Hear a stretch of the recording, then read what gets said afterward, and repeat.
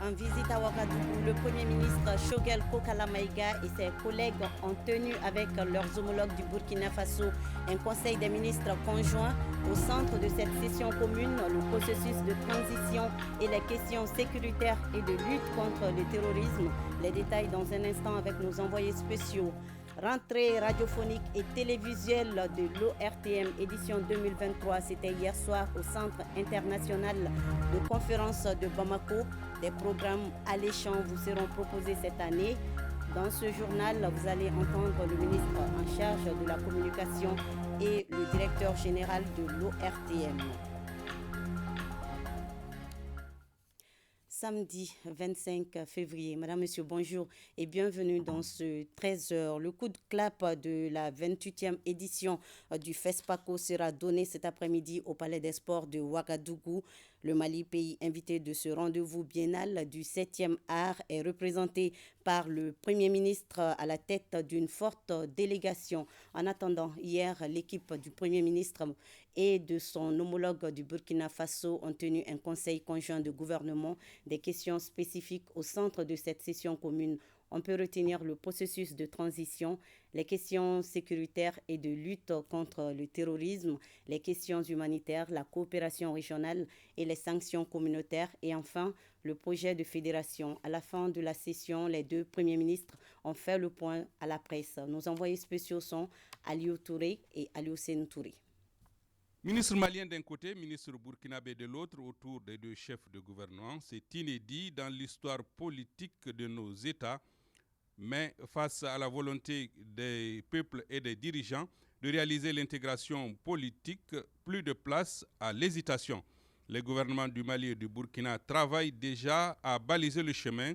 Pour le Premier ministre Choguel Kokala Maïga, il ne fait aucun doute que le Mali et le Burkina partagent un idéal commun. Nous avons décidé de ne plus être distraits, de nous consacrer sur ce que j'ai appelé la contradiction principale, lutter pour la paix des populations, leur donner la sécurité physique, alimentaire, éducationnelle, sanitaire et autres, parce que sans sécurité, il n'y a pas de démocratie. La démocratie suit ou vient après la sécurité. Nous n'avons pas voulu, le Mali et le Burkina, de faire comme dans d'autres pays, où pendant 20 ans on a organisé des élections, et puis un jour, les partenaires ont décidé de partir. Et on voit les populations s'adresser au train d'atterrissage des avions pour quitter leur pays.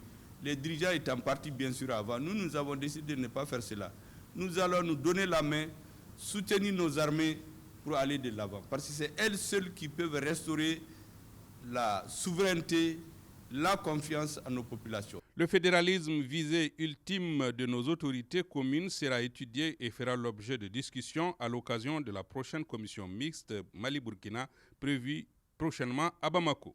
Pour la fédération à laquelle nos deux chefs d'État tiennent beaucoup, nous avons décidé de travailler très en profondeur cette question d'ici la tenue de la commission mixte. Au niveau du Burkina Faso, il nous a été informé qu'il y a déjà une commission spécialement mise au niveau des affaires étrangères pour réfléchir sur la question. Au niveau du Mali, nous avons suffisamment de documentation. Les spécialistes vont approfondir, ça fera partie des points de discussion lors de la grande commission mixte Mali-Burkina Faso. Vous devez comprendre que toutes les grandes choses dans la vie des hommes commencent par un rêve, commencent par un homme, un groupe d'hommes.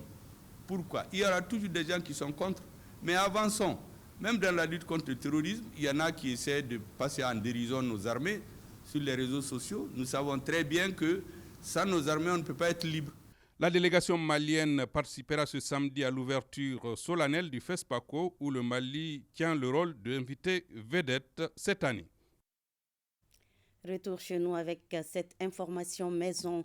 La rentrée radiophonique et télévisuelle de l'ORTM s'est tenue hier soir au Centre international de conférence de Bamako. Le thème de l'édition 2023 est le rôle des radios et télé publiques dans la construction des Mali nouveaux. Une occasion pour le directeur général de l'ORTM de dévoiler le contenu des grilles radio et télé de l'année en cours. Je vous propose des extraits des interventions du directeur général de l'ORTM et du ministre en charge de la communication, des propos recueillis par Abdoulaye Sakou.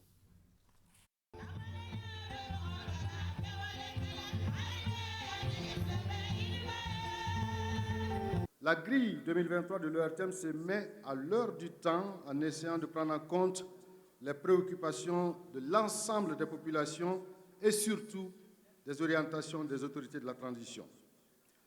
2023 est une année charnière pour la vie de notre nation. Et voilà pourquoi nous avons choisi de célébrer cette année la rentrée radiophonique et télévisuelle sous le thème « Rôle de la radio-télévision publique dans la construction d'un Mali nouveau ». La montée en puissance continue de nos FAMA et plusieurs grands rendez-vous sont annoncés. Parmi ces rendez-vous, il y a bien évidemment les élections générales. L'ORTM, en tant que média de service public, a un rôle important à jouer dans la mobilisation sociale et la couverture médiatique des échéances électorales importantes pour l'avenir de notre pays. C'est pourquoi les programmes radio et télé 2023 s'inscrivent en premier lieu dans cette dynamique.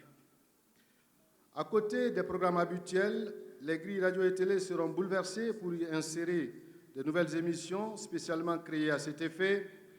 Des espaces d'information et de débat seront à l'honneur et à l'ensemble de ces programmes couvrira régulièrement les sujets des élections pour que chaque Malien et chaque Malienne se sentent concernés par le sujet. Nous n'avons eu que des choses belles que nous avons vues, nous avons écouté également les messages et surtout ce qui intéresse nos auditeurs, c'est les changements dans les programmes. L'ORTM a modifié de A à Z les grilles pour adapter ces programmes aux besoins des populations d'abord et ensuite à la vision du gouvernement. Vous avez entendu parler de refondation, vous avez entendu magnifier l'armée malienne, les institutions, le CNT, ainsi de suite et tout, et le Mali Koura, que nous ne cessons d'exiger des populations maliennes. L'ORTM est donc, comme on aime si bien le dire, un service public avec une passion et un engagement certain. Nous sommes encore ensemble pour 2023, Inch'Allah. 18 ans de présence scénique pour le festival Mali Festi Reggae. Pour marquer ce cap, les responsables du festival ont choisi l'orphelinat Nyamber de Sebeninkoro pour une remise de dons de vivres et non-vivres, une manière pour eux de participer au développement socio-éducatif du pays. Reportage Ibrahim Kaoukounate et Abdul Salam Bambara. Cet acte de bienfaisance de la directrice de Mali Festi Reggae s'inscrit dans le cadre de la 18e édition de Mali Festi Reggae. L'objectif de cette donation à l'orphelinat Nyamber de Sebeninkoro est d'appuyer la structure à mieux s'occuper des enfants défavorisés. Nous voulons mettre un sourire sur le visage des enfants. Ça ne suffit pas. C'est-à-dire notre souhait, c'est que tous les enfants partent à l'école, aient des instructions, parce que ce n'est pas seulement l'enfant ni sa famille, mais c'est le pays qui est engagé. Quand on voit nous voyons les enfants dans la rue. On les dépasse, on va nous coucher avec nos enfants à la maison. On leur donne à manger, on fait tout. Et les enfants d'autrui sont dans les rues. Tout le monde sait qu'on dépasse les enfants dans la rue et ce n'est pas normal. Un kit est distribué à chaque enfant, composé de vivres et non-vivres. Un geste de solidarité hautement apprécié par les responsables de l'orphelinat. Je suis très émue, mais je suis avec beaucoup d'espoir aujourd'hui. Et j'ai de l'espoir pour le Mali, Koura. Si tout le monde se lève, le Mali sera un beau Mali. Aujourd'hui, ces enfants, ils sont heureux. Des séances d'animation socio-éducative, jeux et contes pour les enfants ont émaillé la journée. Un autre geste de solidarité, la Fondation Orange Mali qui s'y attelle avec le ministère de la Santé à travers le programme national de santé oculaire vient de boucler ses activités 2022 à Bla, un partenariat qui date de 2005 et qui a pu faire consulter 75 000 patients et opérer 10 000 personnes de la cataracte. La cérémonie de clôture avec Honoré Tchenou et Cheikh Tangara. L'éducation pour tous est un projet de Saïti Sévère qui œuvre pour l'accompagnement des enfants handicapés à l'école. Il s'agit, à travers cet atelier, de partager les résultats de sa mise en œuvre après une année d'exercice. Et ce projet a permis quand même de toucher 14 000 enfants. Ont bénéficié, par exemple, de consultations pour savoir s'ils ont des problèmes de handicap ou non. Et si les 14 000 enfants, 600 enfants quand même, ont bénéficié d'aide visuelle. Et parmi ceux lot aussi, il y a eu d'autres enfants aussi, 350 à peu près, qui ont d'autres types de handicaps. Tous les cas de handicap dépistés chez les enfants, ils ont bénéficié d'appareils. Des présentations commentées, des questions d'éclaircissement et témoignages de partenaires sont entre autres activités qui ont permis aux participants de mieux cerner la pertinence du projet pour une éducation inclusive au Mali. L'UNICEF, à la suite de ses études, a réalisé que la problématique essentielle de ces enfants est leur scolarisation et leur maintien à l'école. Je voudrais également vous témoigner toute notre gratitude et celle des plus hautes autorités pour remercier et féliciter Sévère pour l'heureuse initiative d'organiser cette activité de redevabilité véritablement inclusive. La quarantaine de participants sont acteurs de l'éducation ou organisation des personnes handicapées. Ils sont venus de Fana, Djoila, Welesebekou, Kalabakoro, Bamako et Ségou. Voilà, vous l'aurez compris, c'était là la présentation des résultats du projet Éducation pour tous de l'ONG Saïd Sévère, un projet qui œuvre pour l'appui aux enfants handicapés en milieu scolaire. Je vous le disais, donc, la Fondation Orange Mali, avec le ministère de la Santé à travers le programme national de santé oculaire, vient de boucler ses activités 2022 à Bla, un partenariat qui date de 2005 et qui a pu faire consulter 75 000 patients et faire opérer 10 000 personnes de la cataracte. Nous retrouvons donc Honoré Tchenou pour ce reportage. Cette opération de consultation gratuite de la cataracte est un appui de la Fondation Orange Mali pour accompagner le programme national de santé oculaire du ministère de la Santé, avec un objectif de 600 consultations et opérations par an dans tout le pays. Le programme clôt donc ses activités à Bla avec un dépassement de l'objectif cette année de 100 patients. La Fondation Orange Mali, qui lutte résolument aux côtés des pouvoirs publics et des acteurs sociaux contre la pauvreté et l'exclusion sociale dans notre pays, a accompagné ce projet à hauteur de 27 millions de francs CFA. À Bla, pour 1000 consultations, 100 patients ont été gracieusement opérés de la cataracte. On n'a fait que 3 jours seulement d'intervention. Mais à la date d'aujourd'hui, moi personnellement et mes collègues, la vision est très claire. Ça nous a permis de rapprocher les populations. Ça nous a permis de toucher une population cible très importante. Donc, à l'évaluation de ce partenariat, nous nous en réjouissons. Cette caravane ophtalmologique qui nous a permis d'opérer depuis 18 ans plus de 10 000 personnes de la cataracte et aussi consulter plus de 76 000 personnes. Donc c'est vraiment une goutte d'eau dans la mer et nous sommes vraiment très satisfaits, mais tout aussi avec un petit pincement au cœur parce que nous allons repartir en laissant encore beaucoup d'autres personnes qui souffrent de la cataracte. L'événement est à sa 18e édition depuis 2005 et a concerné cette année Nyuro du Sahel, Touba à Banaba, Gao et Bla. Il a organisé à l'occasion de la 27e édition du mois de la solidarité et de la lutte contre l'exclusion dédiée aux personnes âgées et autres personnes vulnérables. Une formation de 2 jours à l'intention des acteurs institutionnels et locaux du foncier agricole vient de s'achever à Mopti. Cette initiative de l'Organisation néerlandaise de développement SNV a pour objectif de garantir une appropriation efficace de la législation foncière et de prévenir les conflits fonciers. Reportage Boubacar Sangari.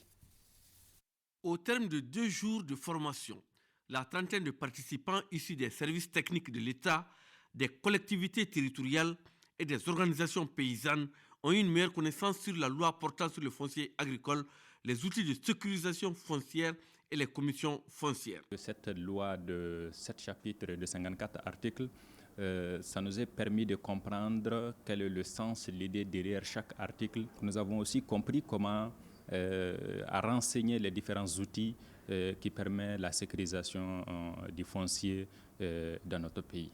J'ai appris beaucoup de choses. Comment sécuriser les terres agricoles dans les villages, dans les cercles, et comment avoir l'attestation de propriété foncière agricole, et toutes les procédures jusqu'à l'obtention du titre foncier. Cette activité qui s'inscrit dans le cadre de la mise en œuvre du projet d'appui à la gouvernance foncière au Mali est bien appréciée par la collectivité région. Cette formation est la bienvenue dans la mesure où la région de Mopti connaît énormément de problèmes dans la gestion du foncier.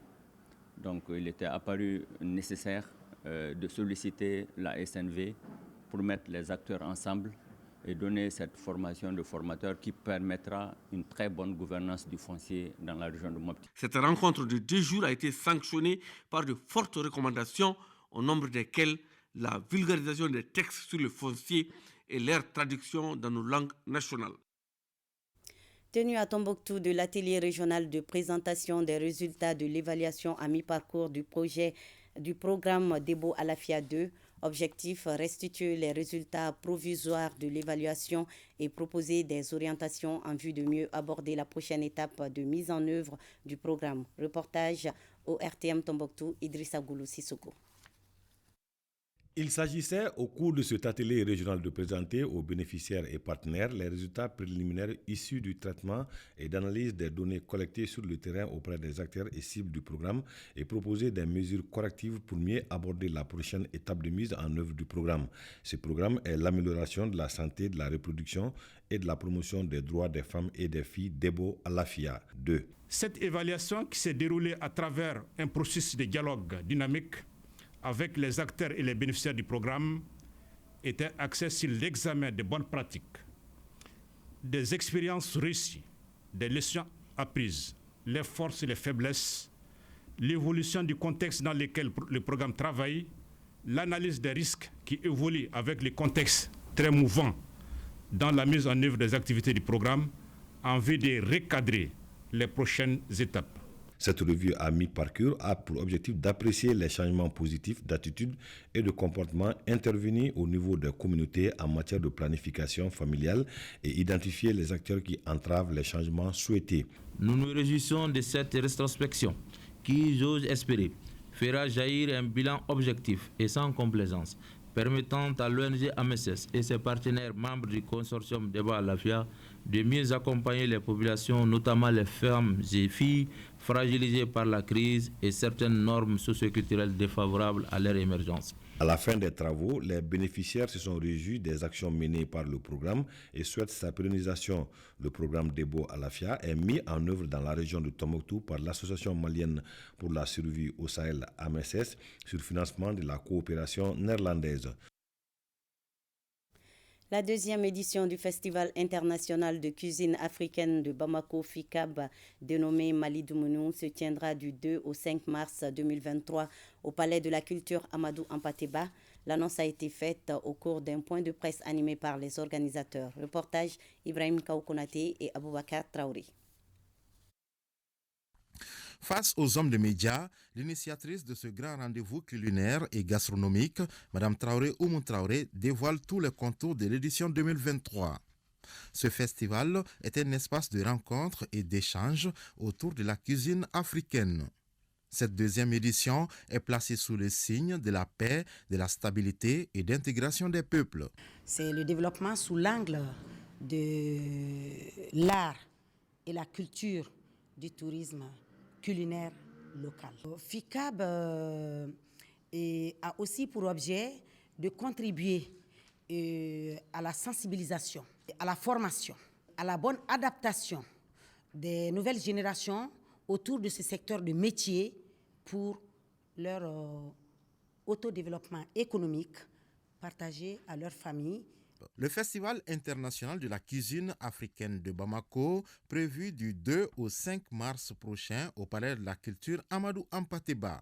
Il permet aux acteurs de la chaîne de valeur de la transformation agroalimentaire d'étaler leur savoir-faire. À travers un concours culinaire, des foires d'exposition et des conférences débats seront animées par des experts du secteur de l'art culinaire. Le ministre des Affaires religieuses, du culte et des coutumes a présidé dimanche dernier à Nioro du Sahel la clôture de la 38e édition de la Ziara des descendants de El Hadj Oumar Tall. C'était en présence des milliers de fidèles musulmans venus du Mali et des pays voisins. De Nioro du Sahel à Moussa Diakité. Plusieurs milliers de fidèles musulmans du Mali et des pays voisins ont répondu à l'appel du calife Amadou Adi Tall. plus de monde, plus d'exigences.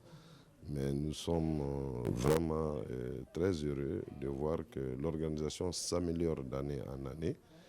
Et naturellement, par les efforts du calife qui nous a également honoré vraiment de la participation du président de la transition. Nous lui transmettons nos bénédictions pour qu'Allah, le Tout-Puissant miséricordieux, vraiment puisse les assister à mener, à conduire à bien ce qui constitue aujourd'hui l'insécurité au Mali. Une semaine a été mise à profit par les participants pour organiser des séances de lecture du Coran, pour prêcher des jours comme des nuits avec des thématiques porteuses et pour prier pour la paix, l'entente, la cohésion sociale et les vivre ensemble dans notre pays. Et que le Mali soit, n'est-ce pas, le Mali d'antan, c'est-à-dire le Mali avec la paix, le Mali avec tout ce que nous pouvons connaître et avoir, n'est-ce pas, un développement durable et un développement à notre niveau. Cette édition 2023 a bénéficié du soutien et de l'accompagnement des autorités de la transition. En témoigne la présence du ministre des Affaires religieuses et du culte. Je suis dépêché spécialement par son Excellence, Monsieur le Président de la Transition, chef de l'État, dans cette ziara, car ça contribue beaucoup à la stabilité de l'État, à la cohésion nationale et à la cohabitation pacifique de tous les fils et toutes les filles du Mali.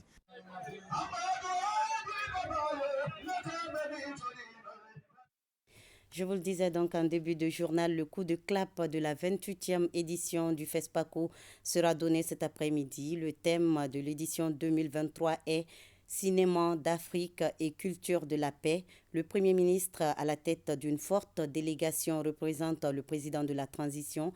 Il est à noter que le Mali est le pays invité. La cérémonie d'ouverture sera retransmise en direct sur ORTM1 à partir de 15h. Rendez-vous est donc pris et c'est la fin de cette édition. Je vous remercie de l'avoir suivi. Je vous souhaite à tous un bel après-midi et je vous dis à demain 13h, Inch'Allah.